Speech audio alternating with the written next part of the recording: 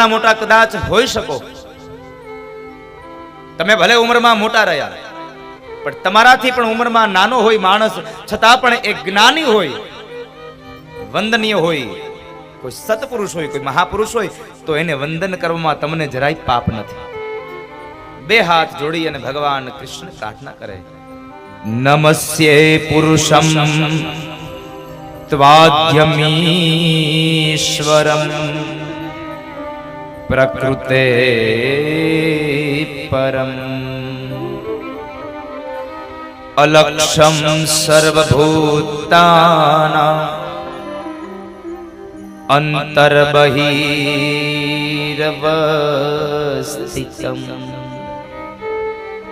હે આદિ પુરુષ, નમસ્યે પુરુષમ ત્વાદ્યમીશ્વરમ પ્રકૃતે પરમ. પ્રકૃતિના પરમ તત્વ છો તમે. ભગવાને વળી જરા વિવેક કર્યો, ફૈબા આ શું કરો છો તમે? મને પગે લાગો છો, મારે તમને પગે લાગવાનું હોય. અને ત્યારે ફૈબાએ ચોખટ કરી દીધી કે કૃષ્ણ, હું મારા ભાઈના દીકરા વસુદેવના દીકરા કૃષ્ણને નહીં, હું તો આદિ પુરુષને વંદન કરું છું. અને જેણે મારા દીકરાઓને બચાવ્યા છે એને વંદન કરું છું, કારણ હું આજે બહુ બળભાગી છું. દેવકી કરતા પણ વધારે હું ભાગ્યશાળી છું કૃષ્ણ, કારણ તમે દેવકીના દીકરા હોવા છતાં પણ દેવકીના 6 સંતાનોને તમે ન બચાવ્યા. જ્યારે તમે મારા સગા દીકરા નથી પણ મારા ભાઈના દીકરા છો, છતાં પણ તમે મારા 5 દીકરાઓને બચાવ્યા છે. માટે હું આજે બળભાગી છું કે તમે મારા દીકરાઓને બચાવ્યા છે. એટલા માટે હું વંદન કરું. કોને? કૃષ્ણાય વાસુદેવાય દેવકી નંદનાય ચ નંદ ગોપ કુમારાય ગોવિંદાય નમો નમઃ. વસુદેવના દીકરાને નહીં, નંદ અને યશોદાના છૈયાને નહીં, મારા ભાઈ વસુદેવના અને દેવકીના દીકરાને નહીં, હું તો જે આ જગતનો પ્રાણ સહજ છે, આદિ પુરુષ છે, એને વંદન કરું છું. પ્રભુ આપ રોકાઈ જાઓ, આપ રોકાઈ જાઓ પ્રભુ. જ્યાં સુધી દુઃખ હતું ત્યાં સુધી તમે અમારી સાથે રહ્યા, અને સુખ આવશે તો તમે જતા રહેશો. સુખ આવશે તમે જતા રહેશો.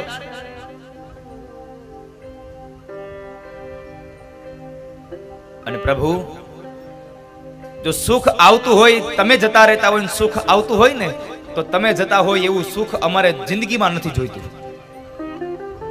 માં કુંતાએ ભગવાનને પ્રાર્થના કરી છે, પ્રભુ તમારે જવું જ હોય અને સુખ આવતું હોય, તમે નીકળી જતા હોય, તો અમારા પર એટલી કૃપા કરો કે જેટલા સુખ આવે ને, આ બધાય સુખની હારે એક એક દુઃખ આવે. કુંતાએ માંગ્યું ને એવું આ દુનિયામાં ક્યારેય કોઈએ માંગ્યું નથી સાહેબ. દુઃખ માંગ્યું છે. ભગવાન જાય છે, કુંતા માટે દુઃખ છે. આપણા માટે સુખ અને દુઃખ કયું? તો કઈ પૈસો આવે એ સુખ અને પૈસો વયો જાય એ દુઃખ. વિપદો નેવ વિપદઃ સંપદો નેવ સંપદઃ. પૈસો આવે એ સુખ છે ને પૈસો વયો જાય એ દુઃખ છે. પણ ના, જિંદગીનું સાચું સુખ અને સાચું દુઃખ કયું? તો રામચરિત માનસમાં ગૌસ્વામી તુલસીદાસજી મહારાજ હનુમાનજીના મોઢેથી બોલ્યા છે, શબ્દો લખ્યા, કહ હનુમંત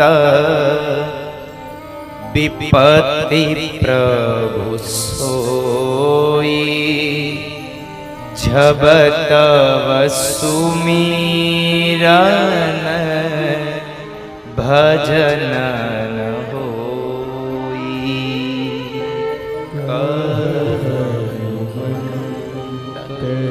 હે હનુમાન,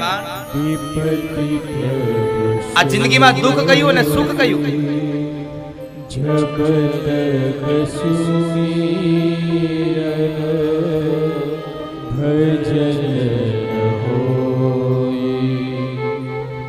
આ દુનિયામાં બતાવો સુખ અને દુઃખની તફાવત શું છે? હનુમાન કહે છે, બાપજી, જ્યારે જ્યારે આ જિંદગીમાં ભગવાનનું નામ લેવાય ને, એ જિંદગીમાં સુખ છે. અને જ્યારે જ્યારે પણ જિંદગીમાં શ્વાસમાં કોઈ પણ જગ્યાએ ભગવાનનું નામ ભૂલાઈ જાય, એ આપણા માટે દુઃખ છે. વિપદઃ વિસ્મરણમ વિષ્ણુ સંપન્ન નારાયણ સ્મૃતિ.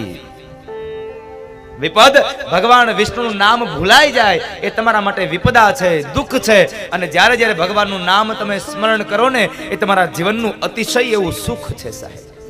ભગવાન ભૂલાઈ જાય એ દુઃખ છે અને ભગવાન યાદ આવે એ સુખ છે. પ્રભુ આપ રોકાઈ જાઓ. દ્રૌપદીએ પણ પ્રાર્થના કરી. 5 પાંડવો પણ ભગવાનને કહે પ્રભુ રોકાઈ જાવ ને. અને એ સમયે ભગવાન રોકાયા. શું કામે? બહુ મહત્વનું કારણ છે. ભગવાન કહે છે મારે રોકાવું છે. ઉત્તરાયણની સ્તુતિ, દ્રૌપદીની, કુંતાની, પાંડવોની, આમાંથી એક પણની સ્તુતિને લઈ અને ભગવાન નથી રોકાયા. આ તો એક મહાપુરુષ માટે ભગવાન રોકાયા. આ મહાપુરુષ કોણ? તો કહે છે દાદા ભીષ્મ. આ ધરતી પરનું મહાન પાત્ર, જેણે પોતાના કાળને પોતાના વશ કર્યો છે. એના માટે રોકાયા. શા માટે? તો કહે છે ભગવાનને યાદ આવ્યું કે દાદાને હવે ઉત્તરાયણના પવિત્ર કાળમાં સ્વધામ ગમન થવાનું છે અને એના સ્વધામ ગમનના સમયે મારે દર્શન આપવાના મેં વચન આપ્યું છે. ભગવાને વચન આપ્યું દાદા ભીષ્મને કે તમારો અંત સમય હશે ત્યારે હું તમારી સામે ઊભો હોઈશ. ભગવાનને વચન યાદ આવ્યું. આ વચન આપ્યું ક્યારે? મહાભારતની તો બહુ ઊંડાણપૂર્વકની કથાઓ છે. દાદા ભીષ્મને ભગવાને વચન ક્યારે આપ્યું? તો કહે છે કુરુક્ષેત્રના મેદાનમાં જ્યારે યુદ્ધ ચાલે છે અને એ યુદ્ધની અંદર 5-7 દિવસો વ્યતીત થયા છતાં પણ પાંડવોના પક્ષમાં એક પણ 5 પાંડવોમાંથી એક પણ માણસ ઓછો ન થયો. અને એ સમયે દુર્યોધને દાદા ભીષ્મને મેણું માર્યું. દાદા તમે લડો છો મારા પક્ષમાંથી, યુદ્ધ મારા પક્ષમાંથી કરો છો, પણ તમને ખબર ન હોય તો હું તમને કહી દઉં કે તમે હિત પાંડવોનું ઈચ્છો છો. તમે હિત પાંડવોનું ઈચ્છો છો. દાદા ભીષ્મ કહે છે ના દુર્યોધન, આવું કશું નથી. આ તો તારી એક માત્ર માન્યતા છે. મારો જરાય આવો સ્વભાવ નથી. મારી આવી જરાય એવી વૃત્તિ નથી મારી. ના દાદા, હવે આને ભરોસો કેમ અપાવો? અને અમુકની શંકા જેવી હોય કે ભરોસો તમે ગમે તેમ કરો તોય ન આવે. એટલે તો કેવું પડે, શંકાનું ઓહડ જ ન હોય. જીવનમાં શંકા કોઈ દિવસ ન કરવી. શંકા કુશંકાઓથી માણસનું જીવન આખું વિખાઈ જાય છે. અને એકવાર મનમાં શંકા ઘરે ને પછી જિંદગી ભરી શંકા ન જાય. માટે જિંદગીમાં શંકાઓ ન કરવી. જીવનમાં શંકાને સ્થાન આપ્યું એટલે સમજો તમારું જીવન હવે અધોગતિના પથ ઉપર ચાલતું થઈ ગયું. ગમે તેમ કરો તો તમે એને ન સમજાવી શકો સાહેબ. ગમે તેટલા પુરાવાઓ આપો. દાદા ભીષ્મ કહે છે હવે મારે આની શંકા દૂર કેમ કરવી? દાદાએ અંતમાં કીધું એક કામ કર દુર્યોધન, તને ભરોસો નથી ને તો આજ રાત્રે જ્યારે હું મારા ઓરડાની અંદર બેઠો હોઉં, ભગવાનનું ભજન કરતો હોઉં, ત્યારે તારી પત્ની ભાનુમતીને મારી પાસે મોકલજે.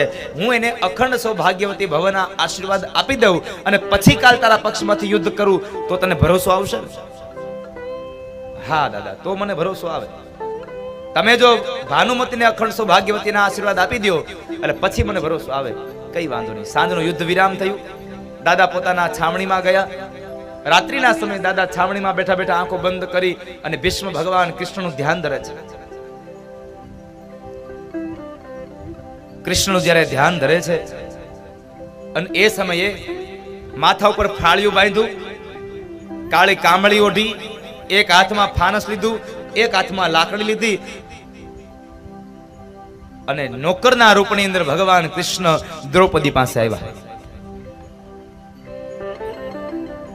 નોકરના રૂપમાં દ્રૌપદી પાસે રાત્રિ આવ્યા અને દ્રૌપદીને જગાડ્યા, જાગો. દ્રૌપદી કહે છે પણ અત્યારે? હા જાગો, જવાનું છે. દ્રૌપદીને જગાડ્યા, જગાડીને લઈને જાય છે. સાહેબ હું કહું ના, દુનિયાનો સૌથી જો કોઈ મોટામાં મોટો રાજકારણી હોય તો એ કૃષ્ણ છે સાહેબ. સૌથી મોટો રાજકારણી. આના જેવું રાજકારણ દુનિયામાં કોઈ રેમું જ નહીં હોય. સૌથી મોટો રાજકારણી.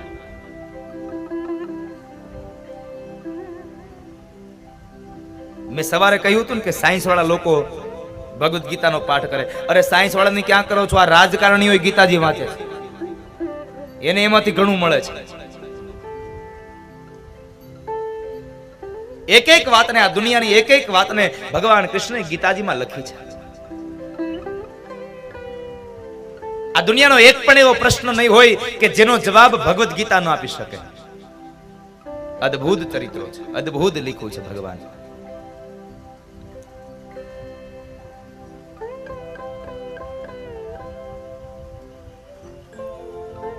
દ્રૌપદીને જગાડી લઈને જાય છે. આગળ ભગવાન ચાલે, પાછળ દ્રૌપદી ચાલે છે. થોડેક દૂર ગયા ને તો દ્રૌપદીના પગના પગરખાઓ પેલી ચાંખડીઓનો અવાજ આવે છે. ભગવાને દ્રૌપદીની ચાંખડીઓ કઢાવી નાખી, લાવો હું લઈ લઉં છું. ભગવાન નોકર બન્યા છે. દાદા ભીષ્મની છાવણી આવી, ઉભા રહ્યા બાર ભગવાન, અને દ્રૌપદીને કહે છે કે દ્રૌપદી અંદર જાઓ, દાદાને પગે લાગી આવો. કારણ કનૈયાને ખબર હતી, ભગવાનને ખબર હતી કે જો દાદા ભીષ્મ ભાનુમતીને આશીર્વાદ આપી દઈ ને તો કાલ હવારમાં પાંડવોને કોઈ ન બચાવી શકે, કોઈ ન બચાવી શકે પાંડવોને.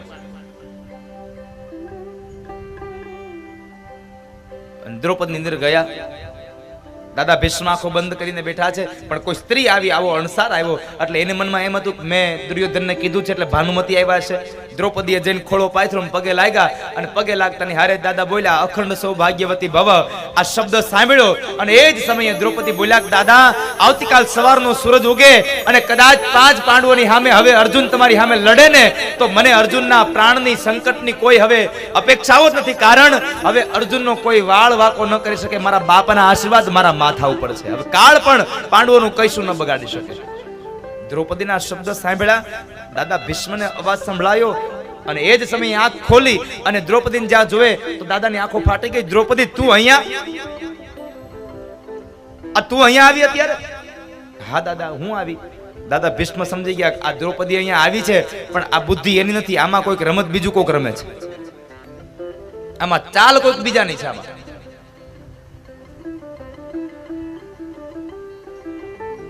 દ્રૌપદીને પ્રશ્ન કર્યો, બેટા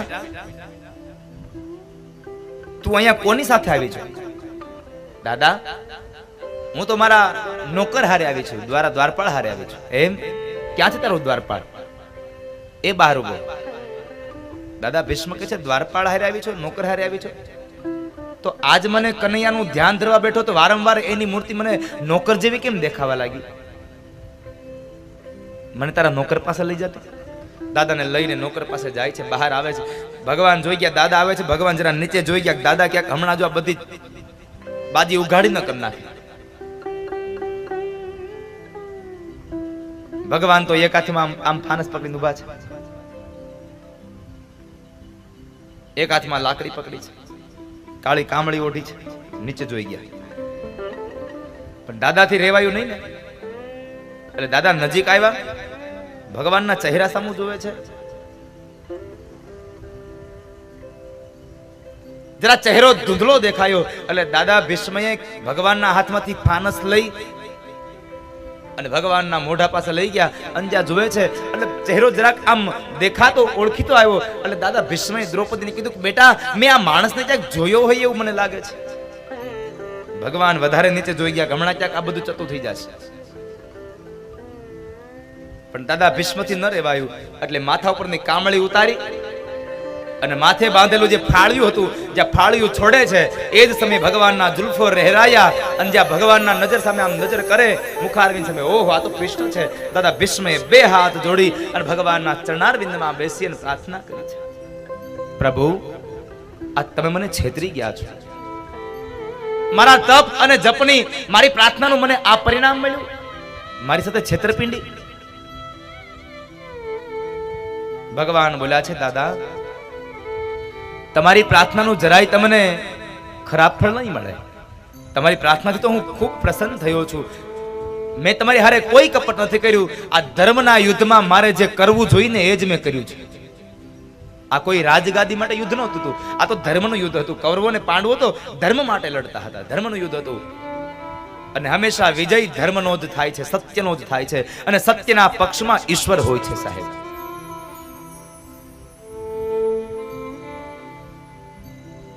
મોઢું તો મોઢું પણ સાહેબ સત્ય જ હંમેશા અવિરતપણે વહેતું રહે ને સત્યની જ જીત હોય છે. ભલે મોડી થાય પણ સત્યની જીત હોય છે. માટે જિંદગીમાંથી સત્યને ક્યારેય છોડવું નહીં. તમે જુઓ રામાયણ વખતનો એ કાળ, હરિશ્ચંદ્રે સત્ય ન છોડ્યું, શું થયું? અંતે ભગવાને આવીને ક્ષમા માગી કે હરિશ્ચંદ્ર મને માફ કરો, તમારું સત્ય જીત્યું અને હું હાર્યો. રાજા હરિશ્ચંદ્ર જીત્યા છે. સત્ય એ સત્ય છે. દાદા, હું તમારી પૂજાથી ખૂબ પ્રસન્ન થયો છું, તમારી પ્રાર્થનાઓથી ખૂબ રાજી થયો. એક કામ કરો, આજ હું તમારા પર રાજી થઈ અને તમને કહું છું, માગી લ્યો, તમારે જે જોતું હોય તે વરદાન માગી લ્યો. હવે આમાં જેટલા બેઠા છો એ લોકો મને એક વાતનો જવાબ આપો. ભગવાન તમને આવીને એમ કે માગી લ્યો, સાચું બોલજો, હૃદય ઉપર હાથ રાખીને કહેજો શું માગો. આવતીકાલ સવારમાં યુદ્ધ તમારે કરવાનું હોય તો તમે માગો શું? મારી જીત થાય, પાંડવોનો હાર થાય, અમારી જીત થાય, આવું જ માગીએ. કાં તો કઈ ભગવાન અમને ગાડી ને બંગલા આપી દો, થોડાક પૈસા આપી દો, ધન આપી દો, આવું જ માગીએ, વૈભવ માગી લઈએ. મારી બુદ્ધિ હજી કોઈનામાં લાગી નથી, અને જ્યાં સુધી અંત સમયે પણ મન કોઈનામાં લાગે નહીં ને ત્યાં સુધી ભગવાન લઈ ન જાય. ચાહે તમને લૌકિક વાસનામાં યા અલૌકિક વાસુદેવમાં લાગે, પણ જ્યાં સુધી મન ન લાગે ત્યાં સુધી મૃત્યુ ન આવે. આ મન બુદ્ધિ પરણવી જોઈએ કોઈના સાથે. મારે મારી બુદ્ધિ રૂપી કન્યાને હજી પરણાવી છે, અને પરણાવી છે એટલું નહીં, મારી બુદ્ધિ તમને પસંદ કરે છે, તમારા જેવું મૃત્યુ પસંદ કરે છે. તમને શું કામે, ભગવાનને શું કામ પસંદ કર્યા? તો દાદા ભીષ્મ કહે છે, ત્રિભુવન કમનમ તમાલ વર્ણમ રવિકર ગૌરવરામરમ દધાને વપુરલ કકુલા વૃત્તાનનાક્ષ વિજય સખેરતિરસ્તુ મે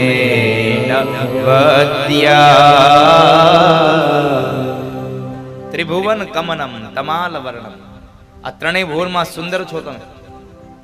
હે ત્રિભુવન, હે ભુવન સુંદર, સાંભળો. જેનો રંગ તમાલ પત્ર જેવો છે, નથી કાળો નથી ગોરો, અને વળી પાછો સૂર્ય કરતા પણ તેજ. રવિકર ગૌરવરામરમ દધાને, રવિ કરતા પણ તેજ છે.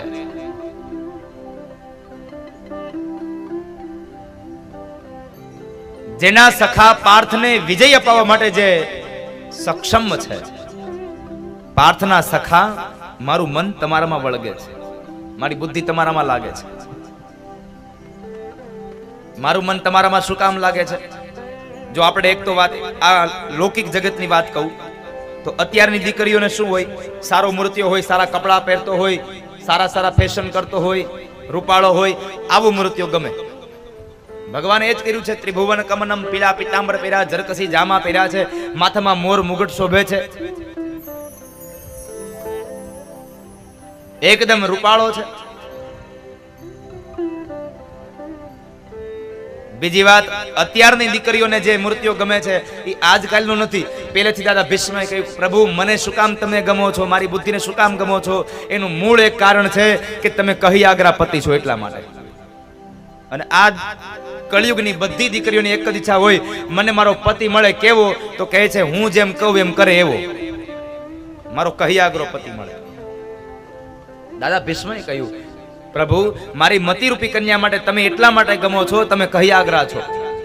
કઈ જગ્યાએ કહ્યાગ્રા? તો કહે છે જ્યારે કુરુક્ષેત્રના મેદાનમાં બે સેનાઓ સામસામે ઊભી છે અને ત્યારે અર્જુન ત્યારે રથી બન્યા અને તમે સારથી હતા, ત્યારે અર્જુને તમને પ્રાર્થના નહોતી કરી, વાસુદેવ મારો રથ લઈ જાવ ને? પ્રાર્થના નહીં, તમને આજ્ઞા કરી હતી, કૃષ્ણ મારો રથ બે સેનાની મધ્યમાં લઈ જાવ. અને ત્યારે તમે અર્જુનની પ્રાર્થનાને નહીં, અર્જુનની આજ્ઞાને માનવા વાળા છો, કોઈકનું કહ્યું કહેવા વાળા છો, એટલા માટે મારું મન તમને વરે છે. કહ્યાગ્રા પતિ છો ને એટલા માટે. તમે કોકનું કહ્યું કરવા વાળા છો એટલે મારી બુદ્ધિ તમને વરે છે. નજર માત્રથી કૌરવોની સેનાનું તમે આયુષ્યને હરનારા છો, એટલા માટે મારું મન વરે છે.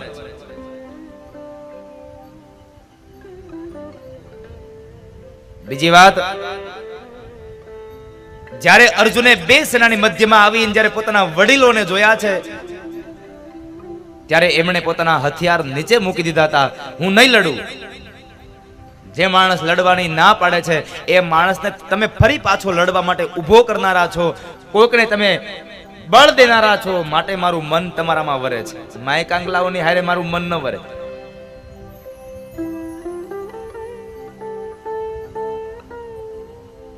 વંદો નીકળે, ગરોળી નીકળે, ઉંદરડી નીકળે અને બેડ પથ્થર એ બેડ ઉપર ચડી જાય એવો પતિ નથી જોતો.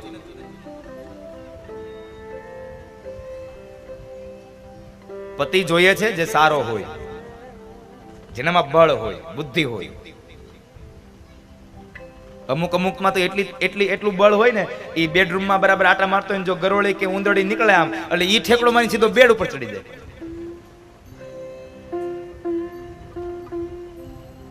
નથી કેતા અમુક જેના દવાખાને જઈને કેટલો આમ શૂરવીર હોય, બીમાર પડે ને દવાખાને જઈને ડોક્ટર કે લાવો એક ઇન્જેક્શન. સાહેબ છરી માર દો પણ ઇન્જેક્શન નહીં. અરે તારી ભલી થાય. કે તલવાર માર દો પણ ઇન્જેક્શન નહીં.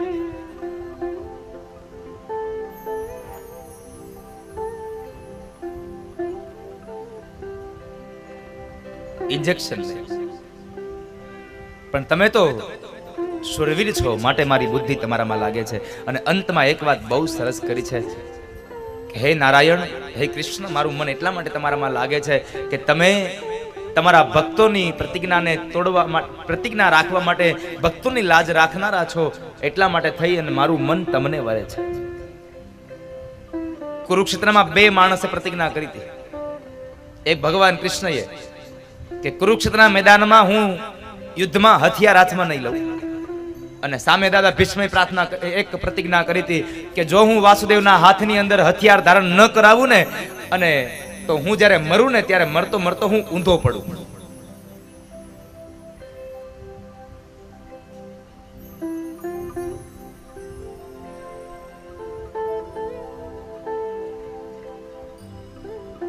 મારું ધડ ઊંધું પડે.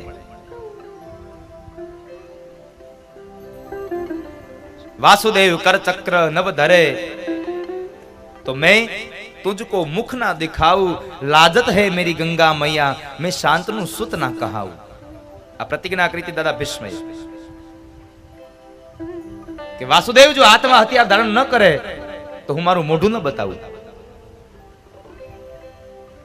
અને અંતમાં જ્યારે 10મા દિવસનો સૂર્ય ઉદય થયો અને દાદા ભીષ્મ જ્યારે કાળ બનીને આવ્યા છે ને એક પછી એક બાણની વર્ષા કર્યા કરે. ભગવાન કૃષ્ણનું અભેદ કવચ પણ ભગવાન દાદા ભીષ્મએ વીંધી નાખ્યું.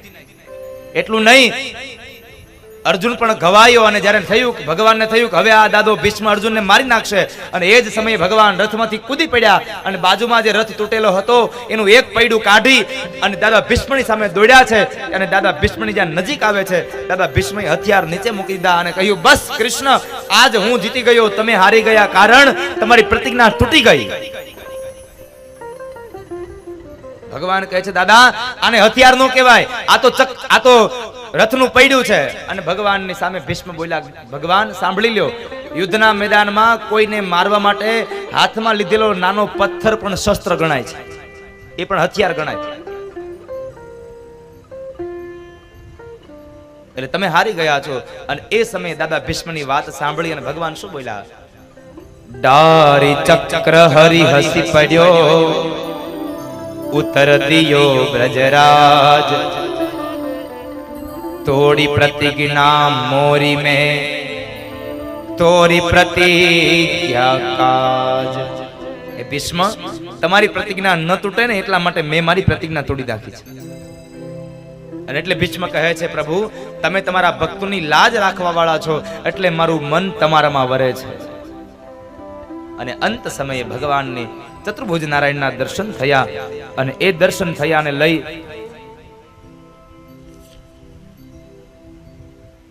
અને દાદા ભીષ્મએ પોતાનો દેહ ત્યાગ કર્યો. ભગવાન નારાયણના શરીરમાં દાદા ભીષ્મનું તેજપુંજ સમાયું.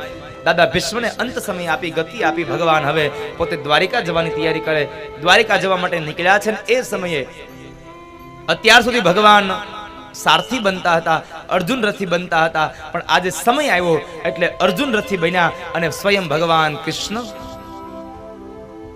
રથી બન્યા છે.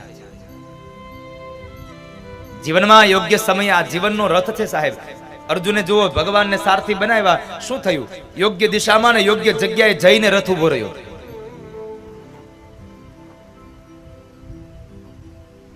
જો યુદ્ધના મેદાનમાં 4 ઘોડાઓ વાળો રથ ભગવાનના હાથમાં સોંપ્યો હોય અને યોગ્ય જગ્યાએ જઈને ઉભો રહ્યો હોય તો સાહેબ આ જીવનનો રથ છે, એને પણ મારા ઠાકુરના હાથમાં આપી દેજો, જેથી કરી અને આ જીવનનો રથ બહુ આડાઅવળા રસ્તોમાં વયો ન જાય.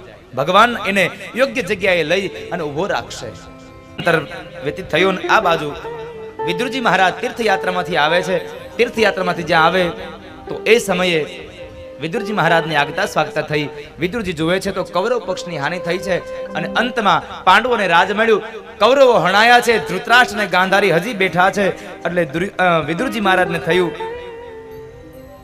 કે ધૃતરાષ્ટ્ર અને ગાંધારી હજી શું કરે છે, લાવ એને ઉપદેશ આપું. એટલે વિદુરજી મહારાજે ઉપદેશ આપ્યો કે મહારાજ, હવે આ રાજગાદીને સંભાળવાનું, આ રાજને ભોગવવાનું બધું બંધ કરી અને હવે તમે ગંગાના કિનારે જઈ ભગવાનનું યજન કરો, ભગવાનનું ભજન કરો. સમયાંતર થાય ને એટલે પછી અમુક વસ્તુઓ છોડી દેવી જોઈએ. પણ આ દુનિયામાંથી બધું મરે છે, બધું વયું જાય, પણ આશા મળતી નથી સાહેબ. આશાઓ નથી મળતી.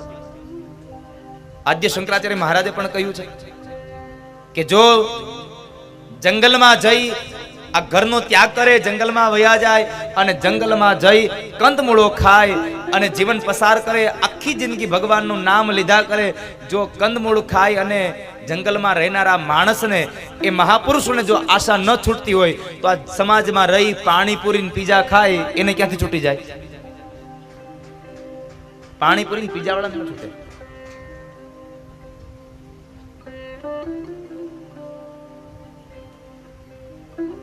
અંગ ગળી જાય, માથાના વાળ ધોળા થઈ જાય, મોઢામાં દાંત રહે નહીં, કેડથી વાંકો વળી જાય, લાકડીના ટેકા વગર ચાલી શકે નહીં, આંખે દેખાય નહીં, કાને સંભળાય નહીં, તો એ માણસને અપેક્ષાઓ ન મળે સાહેબ. ચાલી ન શકે તો શું કે આજ મને તારા ગાડામાં લેતો જાય ને મારે વાડી આવવું છે, જોવું છે કપાહ કેવો થયો છે. અરે ઘેરે આવે ને તો જોઈ લેવાય કપાહ કેવો છે.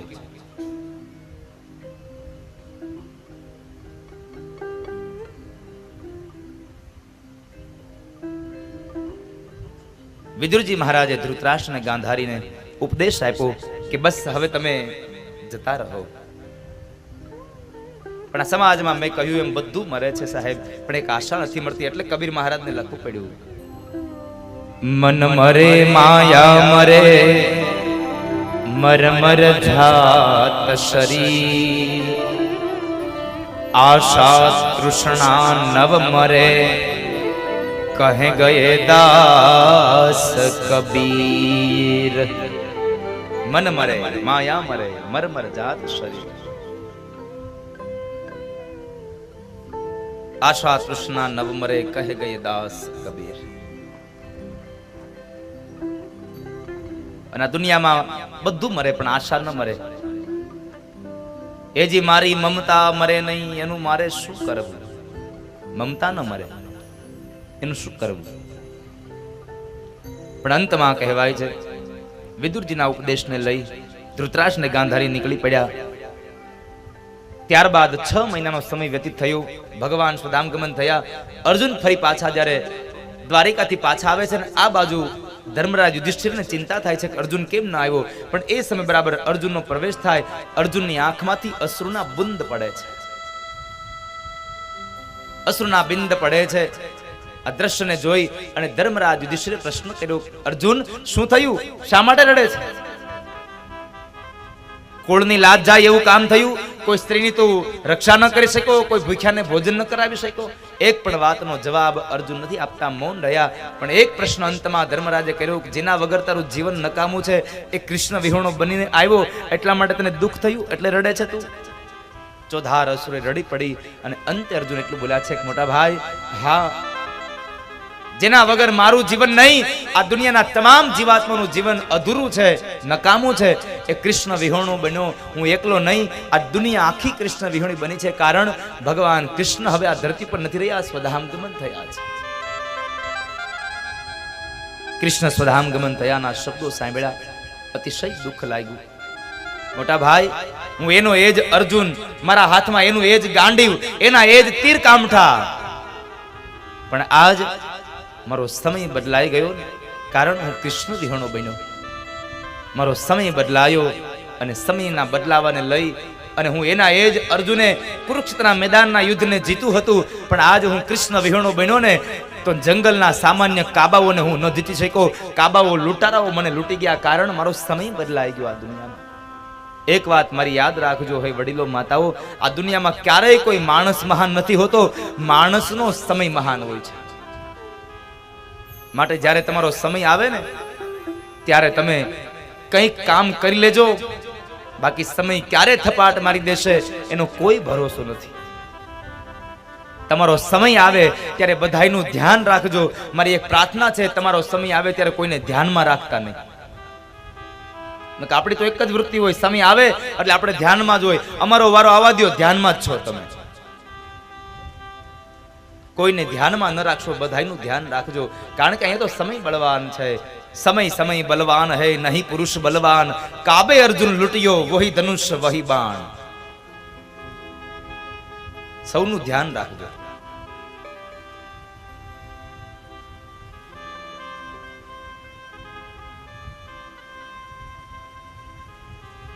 અર્જુનની વાતને સાંભળી અને પાંડવોએ નક્કી કરી લીધું કે જો કૃષ્ણ હવે ન રહ્યા હોય તો આ ધરતી પર આપણે રહીને શું કરવાનું. અને અંતે પરીક્ષિત મહારાજને રાજગાદી સોંપી દઈ 5 પાંડવો હેમાળાના માર્ગે ચાલ્યા છે, હાડ ગાળવા માટે.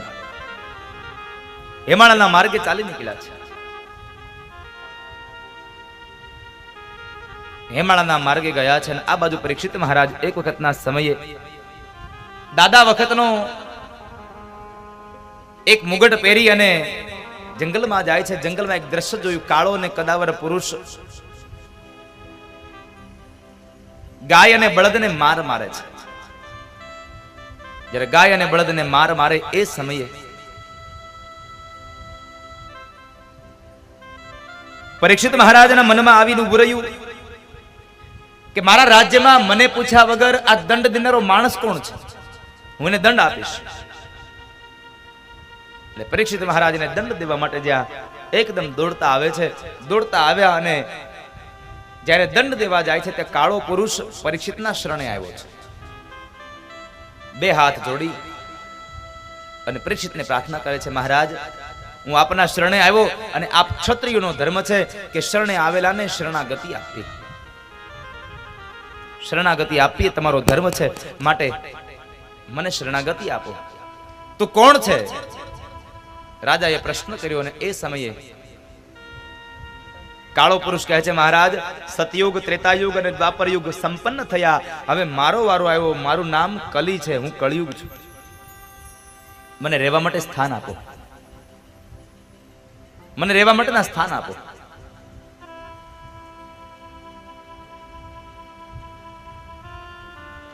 અને રહેવા માટે સ્થાન માગે છે. સ્થાન આપે છે. 4 સ્થાન આપ્યા છે. 4 સ્થાનો આપ્યા. અને કયા આપ્યા તો ભાગવતકાર લખે છે, દ્યુતમ પાનમ સ્ત્રિયઃ સુના યત્રા ધર્મ ચતુર્વિદઃ. દ્યુતમ પાનમ સ્ત્રિયઃ સુના. 4 સ્થાન આપ્યા. પેલું સ્થાન આપ્યું જ્યાં જુગાર રમાતો હોય, દ્યુત એટલે જુગાર.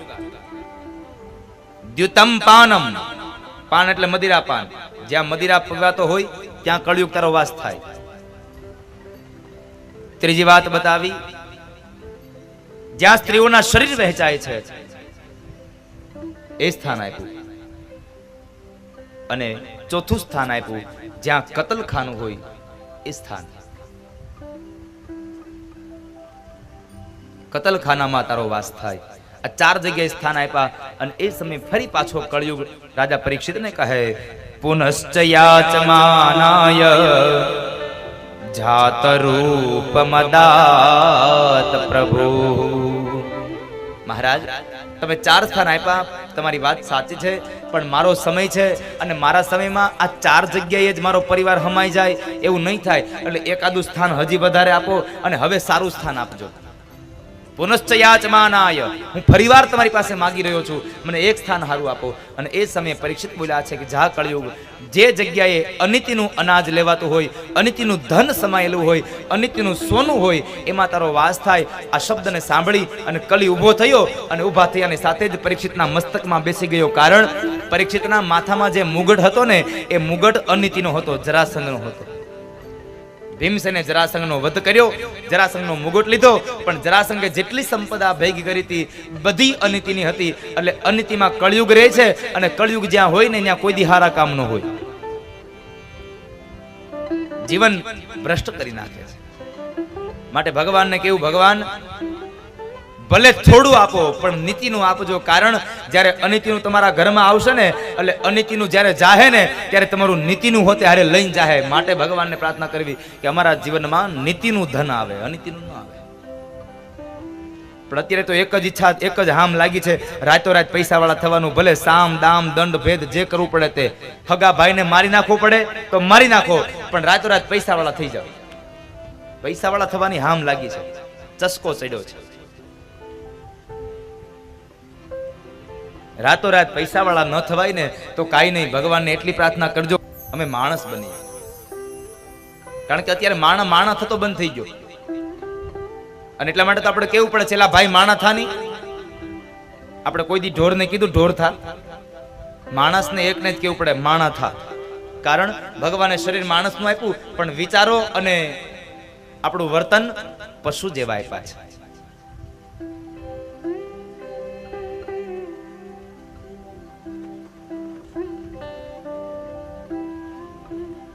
મહારાજ એક સ્થાન હજી આપો, એ સ્થાન સારું આપજો. અને અનિતિને બરાબર સુવર્ણનો વાસ થાય એવું સમય આપ્યો, એ સ્થાન આપ્યું. એટલે કળિયુગ બરાબર પરીક્ષિતના માથા પર બેઠો. પરીક્ષિત ત્યાંથી નીકળે છે અને શમીક ઋષિના આશ્રમમાં જાય. જ્યાં શમીક ઋષિના આશ્રમમાં જાય છે, તો શમીકના આશ્રમમાં ગયા પછી શમીક ઋષિ ધ્યાનમાં બેઠા છે, એટલે રાજાનું સ્વાગત થયું નહીં. પરીક્ષિતને અહંકાર આવ્યો, કોઈ દિવસ નહીં, અને આજ પહેલી વાર અહંકાર આવ્યો. શું કામે? કળિયુગ માથા પર બેઠો છે કે હું આવ્યો અને આ સાધુડાઓ મારું સ્વાગત ન કરે, મારું સ્વાગત ન કર્યું એને. અને એ સમયે આવેશમાં આવી અને પરીક્ષિત રાજાએ જે સર્પ નીકળ્યો, એ સર્પ હતો આશ્રમના, એ આશ્રમના સર્પને મારી અને ઋષિના ગળામાં પહેરાવી દીધો. પરીક્ષિત રાજાને અજ્ઞાન ઉપજ્યા સાહેબ. ઋષિના ગળામાં પહેરાવ્યો હાર.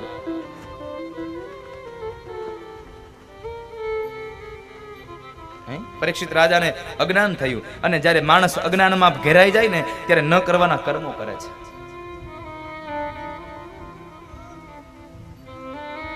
અજ્ઞાન ઉપજે છે.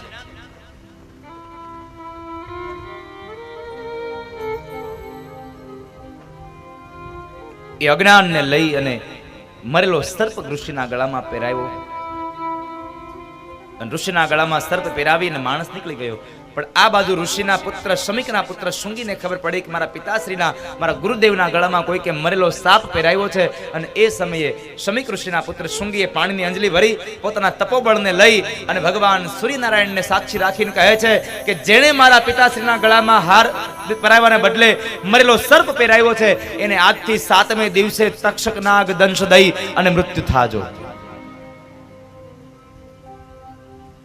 7મે દિવસે તક્ષક નાગ દંશ દેશે. પરીક્ષિત ઘરે આવ્યો. આ બાજુ શૃંગી મહારાજ પોતાના આશ્રમમાં આવે છે, ખૂબ રડે છે. એટલે શમીકની આંખો ખુલે છે. શા માટે રડે છે બાળક? તો કહે છે પિતાશ્રી, તમારા ગળામાં કોઈ કે સર્પ પહેરાવ્યો છે. સર્પને જુએ તો આ તો આપણા આશ્રમનો સર્પ, આ કોઈ દિવસ કોઈને ડંખો નથી, આને કોણે માર્યો? અને એ સમયે શૃંગી બોલ્યા છે પિતાશ્રી, જેણે માર્યો એને, પણ મેં એને શ્રાપ આપી દીધો છે કે આજથી 7મે દિવસે તક્ષક નાગ દંશ દઈ અને મૃત્યુ થશે.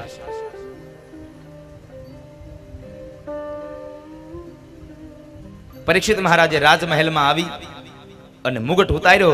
જ્યાં કળિયુગ માથા ઉપરથી નીચે ઉતર્યો, એટલે મતી ફરી પાછી ભ્રમ થઈ અને વિચાર આવ્યો કે મારાથી ન થવાનું કર્મ થઈ ગયું. આ શું કર્યું મેં? એકદમ ફરી પાછો શમીક ઋષિના આશ્રમમાં આવે છે. શમીક પાસે પ્રાર્થના કરે છે, બાપજી મને માફ કરી દો, મારાથી ભૂલ થઈ ગઈ, મારી ભૂલ થઈ ગઈ, મને માફ કરો.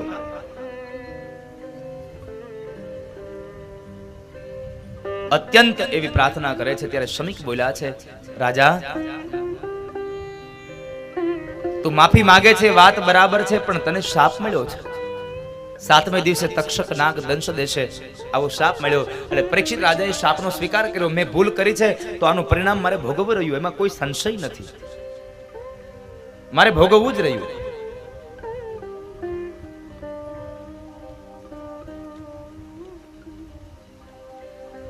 પણ પરીક્ષિત પ્રાર્થના કરતા કહે છે, બાપજી આ શાપમાંથી મને મુક્તિ મળે એવી કઈ કૃપા કરો. શમીક બોલ્યા છે, રાજા હાથમાંથી જીવનમાંથી નીકળી ગયેલો સમય અને મોઢામાંથી નીકળેલા શબ્દો કોઈ દિવસ પાછા ન લઈ શકાય. માટે હવે આ શ્રાપ મિથ્યા નહીં બને, શાપ તો ભોગવવો જ પડશે. પણ એક કામ કરો, આ શાપના અંતમાં જ્યારે તમને તક્ષક નાગ દંખ દે ત્યારે મૃત્યુનો ભય છે, એ મૃત્યુના ભયની અંદર તમને જે વેદના થાય એ મૃત્યુની વેદનામાંથી છોડવા માટેનું એકમાત્ર કારણ તમને બતાવી શકું. અરે બાપજી મને એ બતાવો. તો રાજા જાઓ, શ્રીમદ ભાગવતની કથા સાંભળો, કારણ ભાગવતની કથા તમને નિર્ભય બનાવશે, અભય બનાવશે, ભય નહીં લાગે. અને ભાગવતની કથા છે ને સાહેબ, એ મણી છે, કાચ નથી. કાચમાં ને મણીમાં બહુ ફેર છે. ભાગવતની કથા દિવ્ય બનાવનારી ગાથા છે. અમૃત પી અને માણસ અમર બને, જ્યારે કથામૃત પી અને માણસ અભય બને છે. અને આ દુનિયામાં મહાપુરુષો કહે છે, અમર બનવા કરતા અભય બનવું લાખ દરજ્જે સારું છે. હા, ભાગવતને સાંભળવાથી તમને મૃત્યુ નહીં ટળી જાય, આ વાત યાદ રાખજો. ભાગવતને સાંભળવાથી તમારું મૃત્યુ નહીં ટળે, પણ મૃત્યુનો ભય ટળી જાય. જે મરવાનો ડર લાગે છે અને અંત સમયે જે વેદના થાય છે ને, એ વેદના નહીં થાય તમને, એ ચોક્કસ છે. ભગવાનનું નામ લેવાતું હશે તો.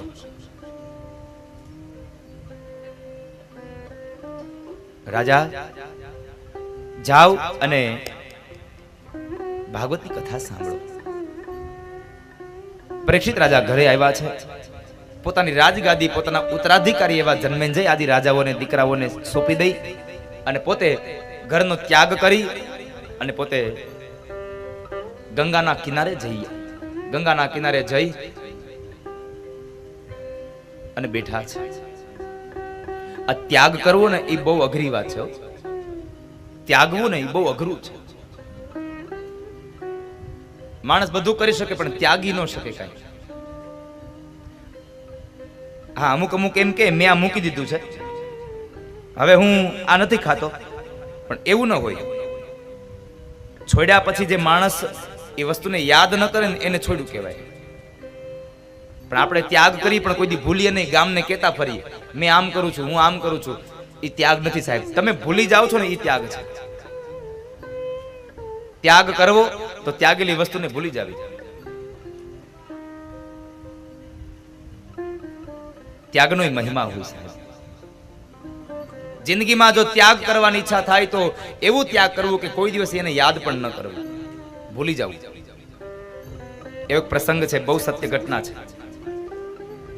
તમે જો માણસ ત્યાગ કરે પણ ભૂલે નહીં તો એ ત્યાગ શું કામનો? ત્યાગ કરે પણ ભૂલે નહીં તો એ ત્યાગ શું કામનો? 92 લાખ માળવાનો ધણી રાજા ભર્તૃહરિ, એટલો વૈરાગ્ય લાગી ગયો, છોડીને વયો ગયો. 92 લાખ માળવો મૂકી દીધો.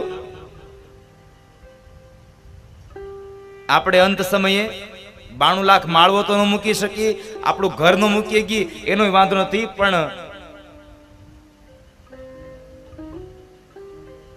એક નાનો એવો વાછડો આપણા ઘરનો એક નાનો હાવણો ચાવતો હોય ને તો ઈ આપણે અંત સમયે વાછડો કરતા હોય, ઈ નથી મૂકી શકતા.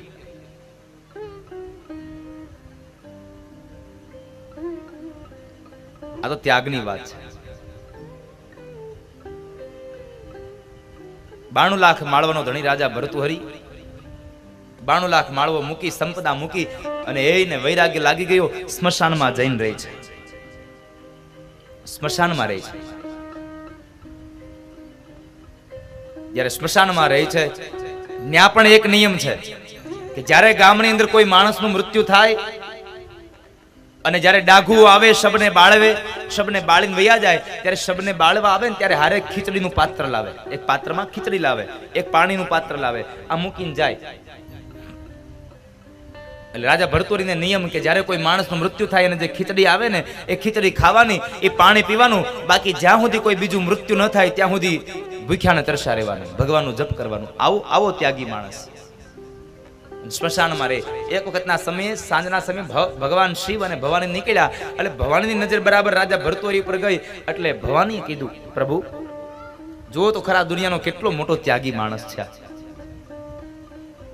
સૌથી મોટો ત્યાગી માણસ આ છે. એક કામ કરો ને, અને ત્યાગનું પ્રમાણપત્ર આપી દો ને. 92 લાખ માળવાનો ધણી બધું મૂકી અને સ્મશાનમાં રહે છે, નકર ખારો આશ્રમ ન બનાવી શકે કે હાલો ભાઈ મારી સંપદા છે, પેલા હું આશ્રમ કરી લઉં અને પછી બધું મૂકી દઉં. નહીં, એને કાંઈ ન બનાવ્યું અને સ્મશાનમાં રહે છે. અને ત્યાગનું પ્રમાણપત્ર આપી દો. ભગવાન શિવ કહે છે, ભવાની ત્યાગનું પ્રમાણપત્ર એમને ન અપાય. અરે પણ પ્રભુ શું ન અપાય? આ 92 લાખ માળવાનો ધણી આ બધું મૂકી અને સ્મશાનમાં રહે, કેટલા દિવસ ભૂખ્યો રહે, આ ખીચડી ખાય, પાણી પીવે, વળી પાછો ભૂખ્યો રહે, તમે એમ કહો છો ત્યાગનું પ્રમાણપત્ર ન અપાય? નહીં ભવાની, ન અપાય. ભગવાને ના પાડી. એટલે ભવાની બોલ્યા છે, આમ પણ પ્રભુ તમે કોઈ દી મારી વાતમાં હા પાડી ખરી? અને તમે જે દી હા પાડશો ને તે દી આકાશમાં સૂર્ય ઉગશે નહીં, ફાંડ ઉપાડીને આવશે. તમે મારી વાત માની કોઈ દી? અહીંથી ચાલુ થાય, પછી ક્યાં જઈને ઉભું રહે કઈ નક્કી નહીં હો. બપોર રોટલી બને નોય બને. આ તો ભાઈ ઝઘડો છે.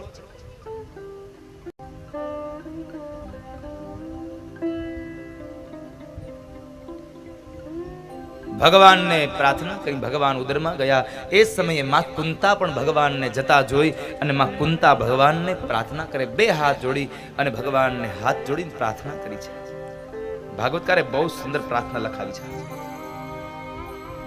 ભગવાનને બે હાથ જોડીને માતા કુંતા પ્રાર્થના કરે છે. હવે ભાઈનો દીકરો ભત્રીજો છે છતાં પણ ભગવાનને પ્રાર્થના કરી છે. ભાઈના દીકરાને નહીં, આદિ પુરુષને માં કુંતાએ વંદન કર્યા છે.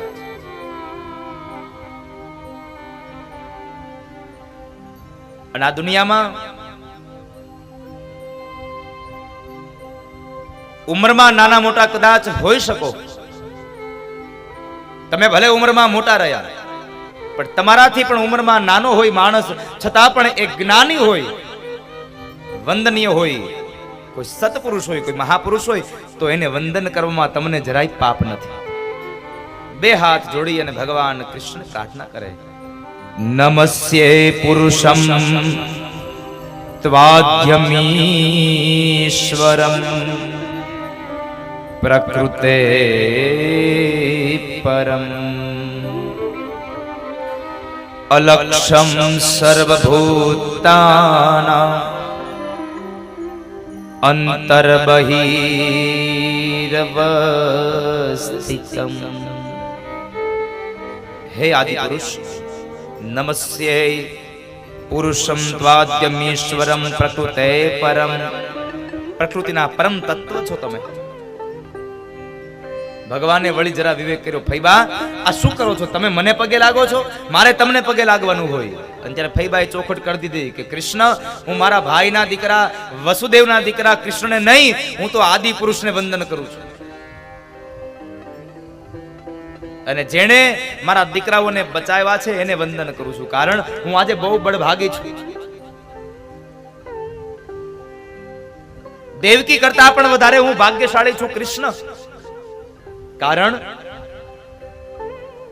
તમે દેવકીના દીકરા હોવા છતાં પણ દેવકીના 6 સંતાનોને તમે ન બચાવ્યા. જ્યારે તમે મારા સગા દીકરા નથી પણ મારા ભાઈના દીકરા છો, છતાં પણ તમે મારા 5 દીકરાઓને બચાવ્યા છે. માટે હું આજે બળભાગી છું કે તમે મારા દીકરાઓને બચાવ્યા છે.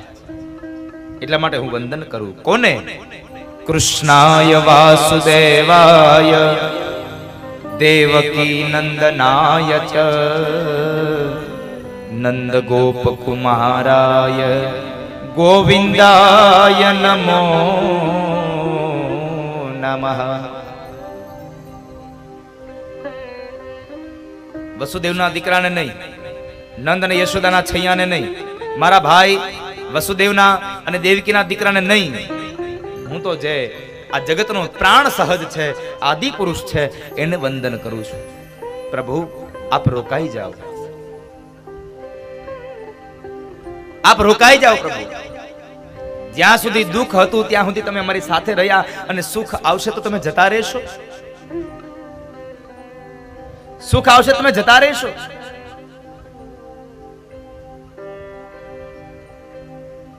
અને પ્રભુ, જો સુખ આવતું હોય, તમે જતા રહેતા હોય, સુખ આવતું હોય ને, તો તમે જતા હોય એવું સુખ અમારે જિંદગીમાં નથી જોઈતું.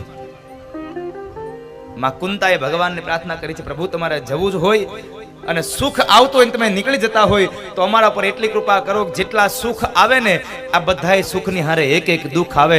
કુંતાએ માંગ્યું ને એવું આ દુનિયામાં ક્યારેય કોઈએ માંગ્યું નથી સાહેબ. દુઃખ માંગ્યું છે. ભગવાન જાય છે એ કુંતા માટે દુઃખ છે. આપણા માટે સુખ અને દુઃખ કયું?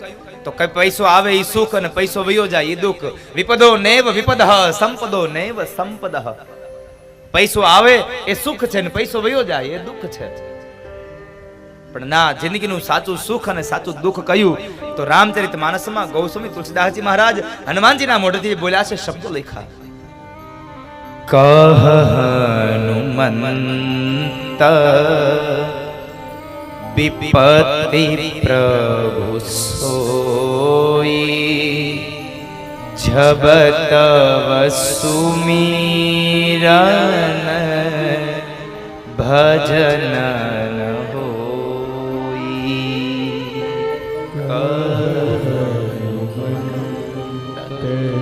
એ હનુમાન, આ જિંદગીમાં દુઃખ કયું અને સુખ કયું?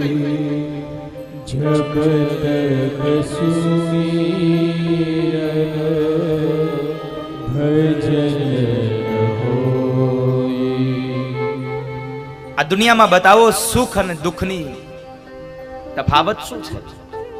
અને હનુમાન કહે છે, બાપજી, જ્યારે જ્યારે આ જિંદગીમાં ભગવાનનું નામ લેવાય ને, એ જિંદગીમાં સુખ છે. અને જ્યારે જ્યારે પણ જિંદગીમાં શ્વાસમાં કોઈ પણ જગ્યાએ ભગવાનનું નામ ભૂલાઈ જાય, એ આપણા માટે દુઃખ છે. વિપદઃ વિસ્મરણમ વિષ્ણુ સંપન્ન નારાયણ સ્મૃતિ. વિપદ, ભગવાન વિષ્ણુનું નામ ભૂલાઈ જાય એ તમારા માટે વિપદા છે, દુઃખ છે. અને જ્યારે જ્યારે ભગવાનનું નામ તમે સ્મરણ કરો ને, એ તમારા જીવનનું અતિશય એવું સુખ છે સાહેબ. ભગવાન ભૂલાઈ જાય એ દુઃખ છે, અને ભગવાન યાદ આવે એ સુખ છે. પ્રભુ આપ રોકાઈ જાઓ. દ્રૌપદીએ પણ પ્રાર્થના કરી. 5 પાંડવો પણ ભગવાનને કહે, પ્રભુ રોકાઈ જાવ ને. અને એ સમયે ભગવાન રોકાયા. શું કામે? બહુ મહત્વનું કારણ છે. ભગવાન કહે છે મારે રોકાવું છે. ઉત્તરાયણની સ્તુતિ દ્રૌપદીની, કુંતાની, પાંડવોની, આમાંથી એક પણની સ્તુતિને લઈ અને ભગવાન નથી રોકાયા. આ તો એક મહાપુરુષ માટે ભગવાન રોકાયા. આ મહાપુરુષ કોણ? તો કહે છે દાદા ભીષ્મ.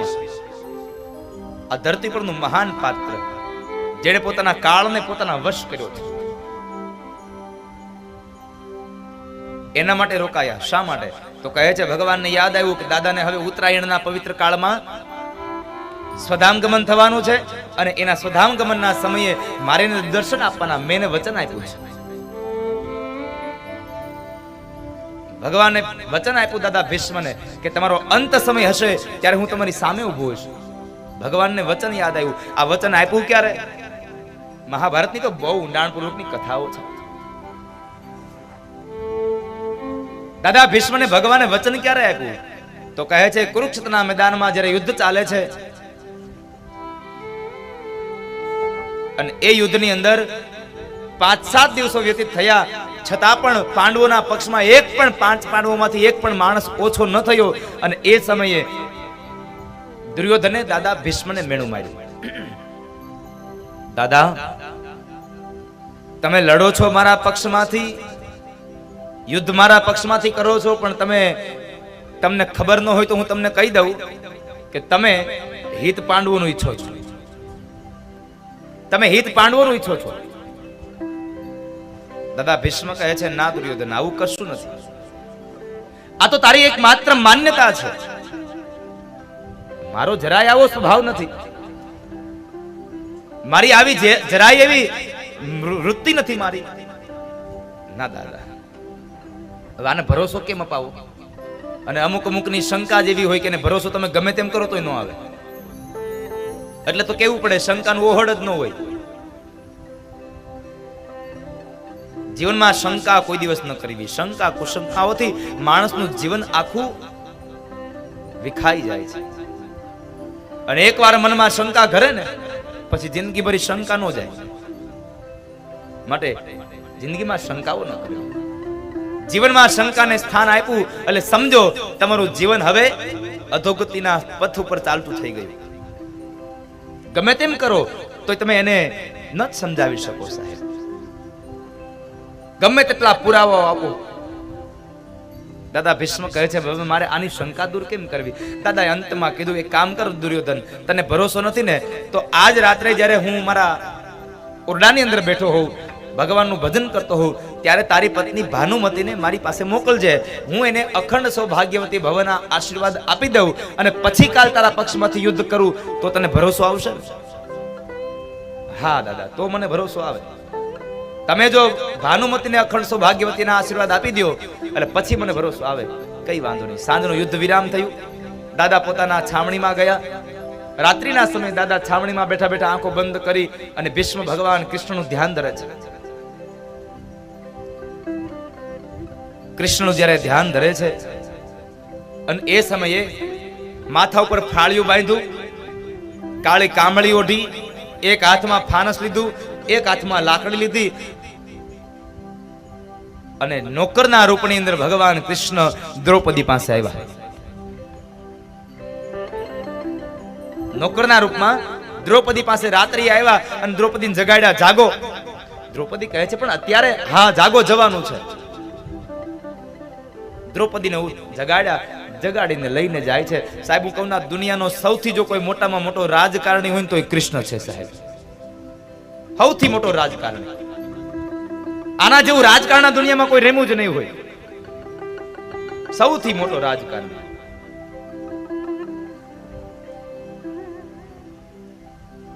મેં સવારે કહ્યું હતું ને કે સાયન્સ વાળા લોકો ભગવદ ગીતાનો પાઠ કરે. અરે સાયન્સ વાળાની ક્યાં કરો છો? આ રાજકારણી હોય ગીતાજી વાંચે છે, એને એમાંથી ઘણું મળે છે. એક એક વાતને, આ દુનિયાની એક એક વાતને ભગવાન કૃષ્ણે ગીતાજીમાં લખી છે. આ દુનિયાનો એક પણ એવો પ્રશ્ન નહીં હોય કે જેનો જવાબ ભગવદ ગીતા ન આપી શકે. અદ્ભુત ચરિત્રો છે, અદ્ભુત લખ્યું છે ભગવાન.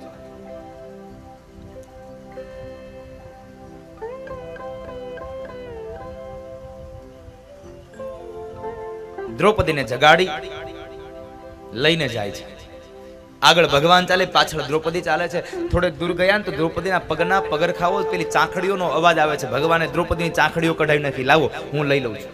ભગવાન નોકર બન્યા છે. દાદા ભીષ્મની છાવણી આવી, ઉભા રહ્યા બહાર ભગવાન અને દ્રૌપદીને કહે છે કે દ્રૌપદી અંદર જાઓ, દાદાને પગે લાગી આવો. કારણ કનૈયાને ખબર હતી, ભગવાનને ખબર હતી કે જો દાદા ભીષ્મ ભાનુમતીને આશીર્વાદ આપી દે ને તો કાલ હવારમાં પાંડવોને કોઈ ન બચાવી શકે. કોઈ ન બચાવી શકે પાંડવોને.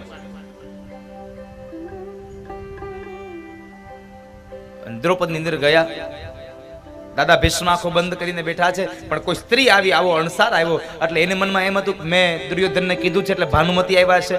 દ્રૌપદીએ જઈને ખોળો પાથરો, પગે લાગ્યા અને પગે લાગતાની હારે દાદા બોલ્યા અખંડ સૌભાગ્યવતી ભવ.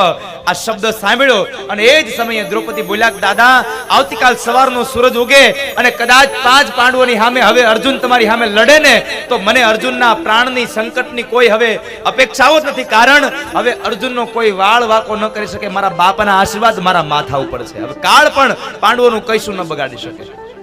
દ્રૌપદીના શબ્દ સાંભળ્યા, દાદા ભીષ્મને અવાજ સંભળાયો અને એ જ સમયે આંખ ખોલી અને દ્રૌપદીને જ્યાં જોવે તો દાદાની આંખો ફાટી ગઈ. દ્રૌપદી તું અહીંયા આવી અત્યારે? હા દાદા હું આવી. દાદા ભીષ્મ સમજી ગયા આ દ્રૌપદી અહીંયા આવી છે પણ આ બુદ્ધિ એની નથી, આમાં કોઈક રમત બીજું કોઈક રમે છે, આમાં ચાલ કોઈક બીજાની છે. આમાં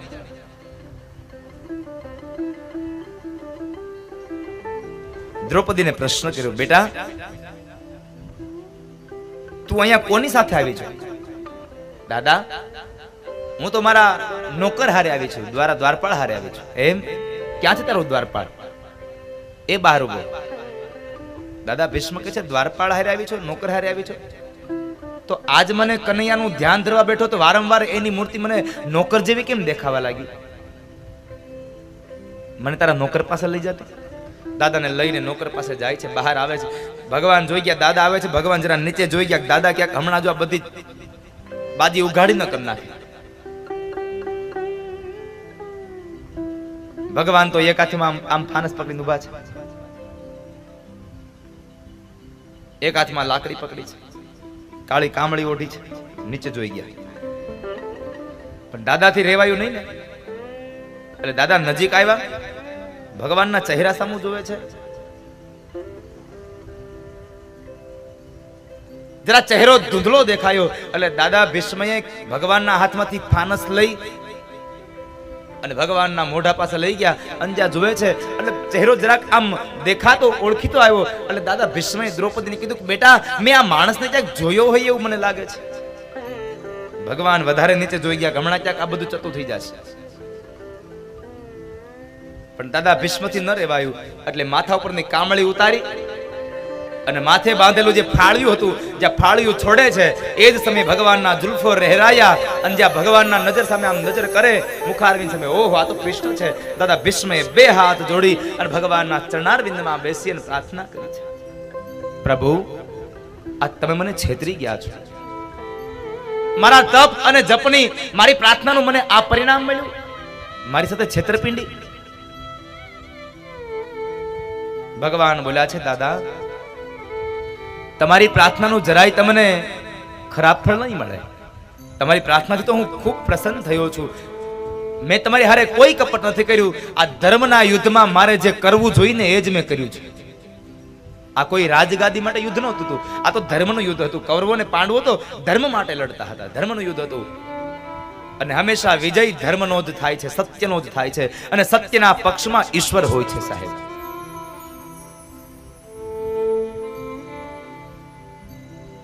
મોઢું તો મોઢું, પણ સાહેબ સત્ય જ હંમેશા અવિરતપણે વહેતું રહે ને સત્યની જ જીત હોય છે. ભલે મોડી થાય પણ સત્યની જીત હોય છે. માટે જિંદગીમાંથી સત્યને ક્યારેય છોડવું નહીં. તમે જુઓ રામાયણ વખતનો એક કાળ, હરિશ્ચંદ્રએ સત્ય ન છોડ્યું. શું થયું? અંતે ભગવાને આવીને ક્ષમા માગી કે હરિશ્ચંદ્ર મને માફ કરો, તમારું સત્ય જીત્યું અને હું હાર્યો. રાજા હરિશ્ચંદ્ર જીત્યા છે. સત્ય એ સત્ય છે. દાદા હું તમારી પૂજાથી ખૂબ પ્રસન્ન થયો છું, તમારી પ્રાર્થનાઓથી ખૂબ રાજી થયો. એક કામ કરો, આજ હું તમારા પર રાજી થઈ અને તમને કહું છું, માગી લ્યો. તમારે જે જોતું હોય તે વરદાન માગી લ્યો. હવે આમાં જેટલા બેઠા છો એ લોકો મને એક વાતનો જવાબ આપો. ભગવાન તમને આવીને એમ કે માગી લ્યો, સાચું બોલજો, હૃદય ઉપર હાથ રાખીને કહેજો શું માગો. આવતીકાલ સવારમાં યુદ્ધ તમારે કરવાનું હોય તો તમે માગો શું? મારી જીત થાય, પાંડવોનો હાર થાય, અમારી જીત થાય, આવું જ માગીએ. કાં તો કઈ ભગવાન અમને ગાડી ને બંગલા આપી દો, થોડાક પૈસા આપી દો, ધન આપી દો, આવું જ માગીએ, વૈભવ માગી લઈએ. પણ દાદા ભીષ્મની પાસે માગવાનો સમય આવ્યો અને દાદા ભીષ્મએ માગ્યું. પ્રભુ માગવાનું જ કહો છો તો આપ સાંભળો. સદેવ દેવો ભગવાન પ્રતિક્ષતામ ક્લેવરમ યાવદિદમ હિનોમ્યહમ પ્રસન્નહાસા ઋણલોચનોલ સન્મુખાંબુજોધ્યા ન પથ ચતુર્ભુજ. સન્મુખાંબુજો આવ્યા જ છો તો હવે રોકાઈ જાઓ. સદેવ દેવો ભગવાન પ્રતિક્ષતામ. પ્રભુ આવ્યા છો તો હવે રોકાઈ જાઓ, હવે જતા નહીં તમે અહીંથી. કેમ? તો કહે છે જ્યાં સુધી મારો અંત સમય ન આવે ત્યાં સુધી તમે જશો નહીં. જ્યારે મારો અંત સમય આવે ને ત્યારે તમે મારી સામે ઉભા રહેજો અને મારો પ્રાણ તત્વ નીકળી જાય. ભગવાન પાસે માંગ્યું, પણ શ્રેષ્ઠ માંગ્યું કે મારા અંત સમયે મને તમારા દર્શન થાય. મારો અંત સમય આવે તમારા દર્શન થાય. મને મારે તમારા દર્શન કરવા છે. પછી મને સ્વર્ગ મળે ન મળે એની મને કોઈ ચિંતા નથી. અને માગવાનો વારો ભગવાન પાસે આવે ને તો આવું જ માગજો કે હે ભગવાન, મને તમારા દર્શન થાય, તમારા નામનું કીર્તન થાય. ગાડી બંગલા ન માગતા, પણ આપણે તો એ સમય એ જ માગીએ છીએ, બીજું કઈ માગી નથી શકતા. શું કહે છે દાદા ભીષ્મ? શ્રી ભીષ્મ ઉવાચ ઇતિ મતિ રૂપ કલ્પિતા વિતૃષ્ણા ભગવતી સાત્વત પુંગવે વિભૂની સ્વસુખમુપગતે ક્વચિદ વિહરતુ પ્રકૃતિ મુપેયુષિયદ ભવ પ્રવાહ.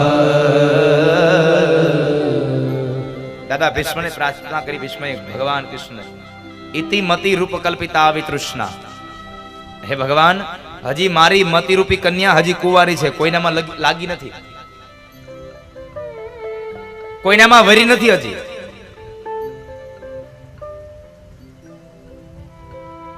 પ્રકૃતિ મુપેયુષી યદ ભવ પ્રવાહ.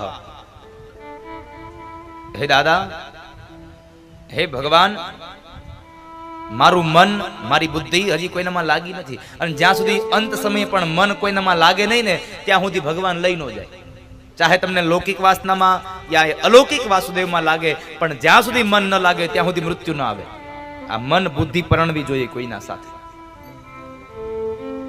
મારે મારી બુદ્ધિ રૂપી કન્યાને હજી પરણાવી છે, અને પરણાવી છે એટલું નહીં, મારી બુદ્ધિ તમને પસંદ કરે છે, તમારા જેવું મૃત્યુ પસંદ કરે છે. તમને શું કામે, ભગવાનને શું કામ પસંદ કર્યા? તો દાદા ભીષ્મ કહે છે ત્રિભુવન કમનમ તમાલ વર્ણમ રવિકર ગૌરવરામરમ દધાને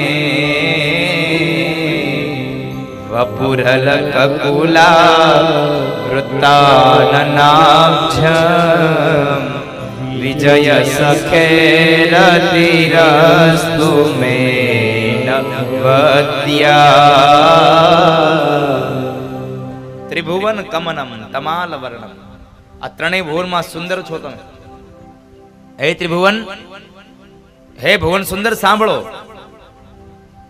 જેનો રંગ તમાલ પત્ર જેવો છે, નથી કાળો નથી ગોરો, અને વળી પાછો સૂર્ય કરતા પણ તેજ. રવિકર ગૌરવરામરમ દધાને, રવિ કરતા પણ તેજ છે.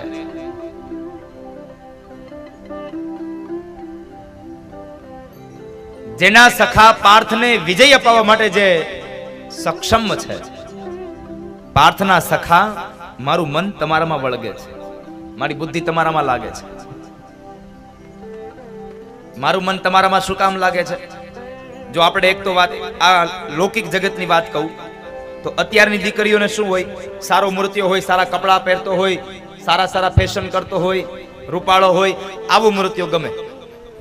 ભગવાને એ જ કર્યું છે. ત્રિભુવન કમનમ, પીળા પીતાંબર પહેર્યા, જરકસી જામા પહેર્યા છે, માથામાં મોર મુગટ શોભે છે, એકદમ રૂપાળો છે. બીજી વાત, અત્યારની દીકરીઓને જે મૃત્યુ ગમે છે એ આજકાલનું નથી, પહેલેથી દાદા ભીષ્મએ કહ્યું પ્રભુ મને શું કામ તમે ગમો છો, મારી બુદ્ધિને શું કામ ગમો છો? એનું મૂળ એક કારણ છે કે તમે કહી આગરા પતિ છો એટલા માટે. અને આ કળિયુગની બધી દીકરીઓની એક જ ઈચ્છા હોય, મને મારો પતિ મળે. કેવો? તો કહે છે હું જેમ કહું એમ કરે એવો, મારો કહી આગરો પતિ મળે. દાદા ભીષ્મએ કહ્યું પ્રભુ મારી મતિરૂપી કન્યા માટે તમે એટલા માટે ગમો છો, તમે કહી આગરા છો. કઈ જગ્યાએ કહી આગરા? તો કહે છે જ્યારે કુરુક્ષેત્રના મેદાનમાં બે સેનાઓ સામસામે ઊભી છે અને ત્યારે અર્જુન ત્યારે રથી બન્યા અને તમે સારથી હતા, ત્યારે અર્જુને તમને પ્રાર્થના નહોતી કરી વાસુદેવ મારો રથ લઈ જાવ ને? પ્રાર્થના નહીં, તમને આજ્ઞા કરી હતી કૃષ્ણ મારો રથ બે સેનાની મધ્યમાં લઈ જાવ. અને ત્યારે તમે અર્જુનની પ્રાર્થનાને નહીં, અર્જુનની આજ્ઞાને માનવા વાળા છો, કોઈકનું કહ્યું કહેવા વાળા છો, એટલા માટે મારું મન તમને વરે છે. કહી આગરા પતિ છો ને એટલા માટે તમે કોકનું કહ્યું કરવા વાળા છો, એટલે મારી બુદ્ધિ તમને વરે છે. નજર માત્રથી કૌરવોની સેનાનું તમે આયુષ્યને હરનારા છો, એટલા માટે મારું મન વરે છે.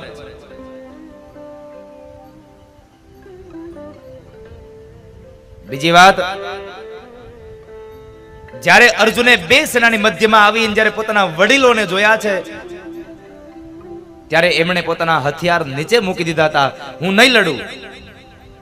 જે માણસ લડવાની ના પાડે છે એ માણસને તમે ફરી પાછો લડવા માટે ઊભો કરનારા છો, કોઈકને તમે બળ દેનારા છો. માટે મારું મન તમારામાં વરે છે. માય કાંગલાઓની હારે મારું મન ન વરે.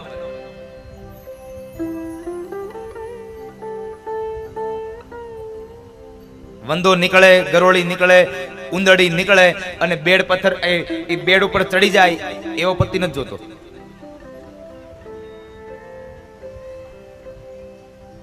પતિ જોઈએ છે જે સારો હોય, જેનામાં બળ હોય, બુદ્ધિ હોય. અમુકમાં તો એટલું બળ હોય ને, એ બેડરૂમમાં બરાબર આટા મારતો હોય, જો ગરોળી કે ઉંદરડી નીકળે આમ એટલે ઈ ઠેકડો મારી સીધો બેડ ઉપર ચડી જાય.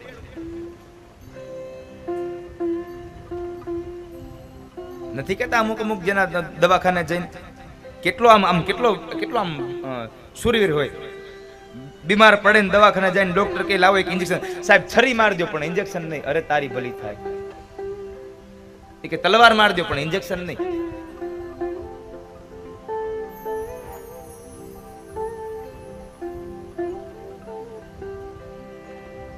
ઇન્જેક્શન નહીં. પણ તમે તો શૂરવીર છો, માટે મારી બુદ્ધિ તમારામાં લાગે છે. અને અંતમાં એક વાત બહુ સરસ કરી છે કે હે નારાયણ, હે કૃષ્ણ, મારું મન એટલા માટે તમારામાં લાગે છે કે તમે તમારા ભક્તોની પ્રતિજ્ઞાને તોડવા માટે, પ્રતિજ્ઞા રાખવા માટે ભક્તોની લાજ રાખનારા છો. એટલા માટે થઈ અને મારું મન તમને વરે છે. કુરુક્ષેત્રમાં બે માણસે પ્રતિજ્ઞા કરી હતી. એક ભગવાન કૃષ્ણએ કે કુરુક્ષેત્રના મેદાનમાં હું યુદ્ધમાં હથિયાર હાથમાં નહીં લઉં. અને સામે દાદા ભીષ્મે એક પ્રતિજ્ઞા કરી હતી કે જો હું વાસુદેવના હાથની અંદર હથિયાર ધારણ ન કરાવું ને, અને તો હું જ્યારે મરું ને ત્યારે મરતો મરતો હું ઊંધો પડું.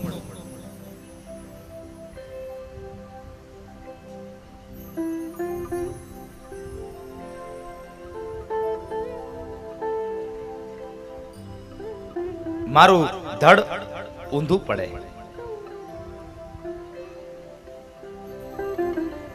वासुदेव कर चक्र नव धरे तो मैं तुझको मुख ना दिखाऊं, लाजत है मेरी गंगा मैया, मैं शांतनु सुत ना कहाऊं. आ प्रतिज्ञा करी थी दादा भीष्म कि वासुदेव जो हाथ में हथियार धारण न करे तो हूँ मारू मोढू न बताऊं. અને અંતમાં જ્યારે 10મા દિવસનો સૂર્ય ઉદય થયો અને દાદા ભીષ્મ જ્યારે કાળ બનીને આવ્યા છે ને એક પછી એક બાણની વર્ષા કર્યા કરે. ભગવાન કૃષ્ણનું અભેદ કવચ પણ ભગવાન દાદા ભીષ્મએ વીંધી નાખ્યું. એટલું નહીં, અર્જુન પણ ઘવાયો. અને જ્યારે થયું ભગવાનને થયું કે હવે આ દાદો ભીષ્મ અર્જુનને મારી નાખશે, અને એ જ સમયે ભગવાન રથમાંથી કૂદી પડ્યા અને બાજુમાં જે રથ તૂટેલો હતો એનું એક પૈડું કાઢી અને દાદા ભીષ્મની સામે દોડ્યા છે. અને દાદા ભીષ્મની જ્યાં નજીક આવે છે, દાદા ભીષ્મએ હથિયાર નીચે મૂકી દીધા અને કહ્યું, બસ કૃષ્ણ, આજ હું જીતી ગયો, તમે હારી ગયા, કારણ તમારી પ્રતિજ્ઞા તૂટી ગઈ. ભગવાન કહે છે, દાદા આને હથિયાર નો કહેવાય, આ તો રથનું પૈડું છે. અને ભગવાનની સામે ભીષ્મ બોલ્યા, ભગવાન સાંભળી લ્યો, યુદ્ધના મેદાનમાં કોઈને મારવા માટે હાથમાં લીધેલો નાનો પથ્થર પણ શસ્ત્ર ગણાય છે, એ પણ હથિયાર ગણાય છે. એટલે તમે હારી ગયા છો.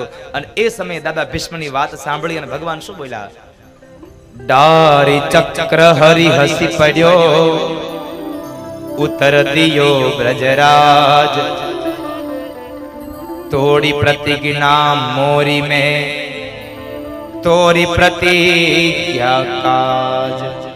એ ભીષ્મ, તમારી પ્રતિજ્ઞા ન તૂટે ને એટલા માટે મેં મારી પ્રતિજ્ઞા તોડી નાખી છે. અને એટલે ભીષ્મ કહે છે, પ્રભુ તમે તમારા ભક્તોની લાજ રાખવા વાળા છો, એટલે મારું મન તમારામાં વરે છે. અને અંત સમયે ભગવાનની ચતુર્ભુજ નારાયણના દર્શન થયા. અને એ દર્શન થયા ને લઈ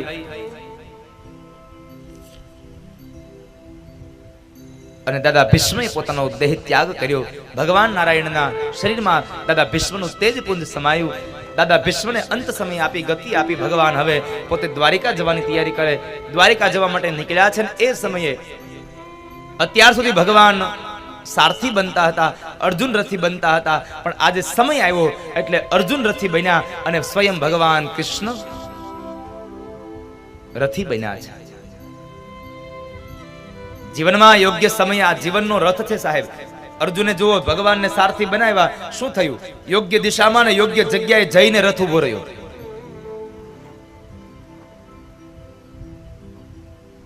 જો યુદ્ધના મેદાનમાં 4 ઘોડાઓ વાળો રથ ભગવાનના હાથમાં સોંપ્યો હોય અને યોગ્ય જગ્યાએ જઈને ઉભો રહ્યો હોય તો સાહેબ આ જીવનનો રથ છે, એને પણ મારા ઠાકુરના હાથમાં આપી દેજો, જેથી કરી અને આ જીવનનો રથ બહુ આડાઅવળા રસ્તોમાં વયો ન જાય. ભગવાન એને યોગ્ય જગ્યાએ લઈ અને ઉભો રાખશે.